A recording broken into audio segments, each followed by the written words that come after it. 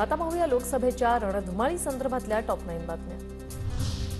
राज्यघटनेत किरकोळ बदल करावे लागतात। नेहरूंच्या काळापासून आतापर्यंत 106 वेळा घटना दुरुस्ती। अजित पवारांचं वक्तव्य। घटनेमध्ये किरकोळ बदल अमेंडमेंट करावी लागते। तुम्ही तर वकील मंडळी आहात आणि आज ते नाहीये।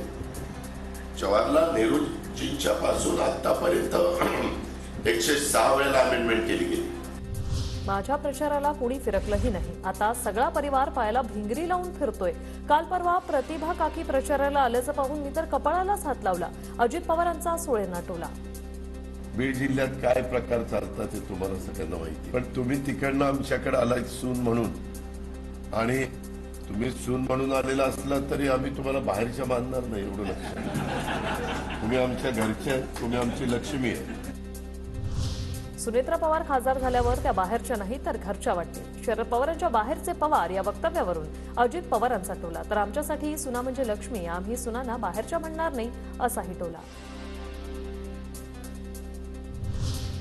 सतत पंतप्रधान मोदींवर टीका करत बसाल तर तुमचं काम कसं होणार? अजित पवारांचा सुप्रिया सुळेंना सवाल।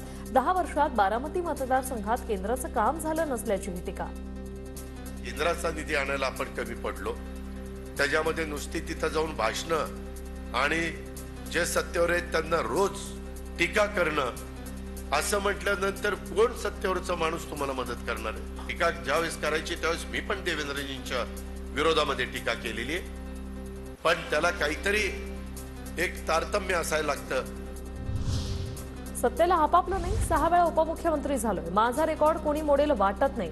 बारामतीत डॉक्टरांसोबतच्या संवाद कार्यक्रमात अजित पवारांचं वक्तव्य। भविष्यात द्रौपदीचा विचार करावा लागतो की काय अशी स्थिती येईल। मुलींच्या जन्मदरावर बोलताना अजित पवारांचं वक्तव्य। काही जिल्ह्यांच्या मध्ये एवढी तफावत पडायला लागली की 1000 मुलं ज्यावेळेस जन्माला येतील त्यावेळेस आमच्या तिथं 850 मुली जन्माला येत होत्या। पुढे काही द्रौपदीचा विचार करावा लागेल का काय असा प्रसंग त्यावेळेस कधी येईल? उद्या बारामती मतदारसंघाचा फॉर्म भरला जाणार। उपमुख्यमंत्री देवेंद्र फडणवीसही उपस्थित राहतील। सातारा, सांगलीतही उमेदवारी अर्ज भरले जाणार। अजित पवारांची माहिती।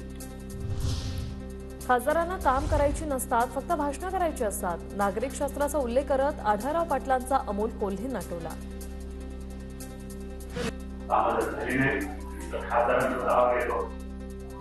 अशा वेळेला खासदार म्हणायचं नाही रे बाबा, नागरिक शास्त्रात असं लिहिलेलं नाहीये।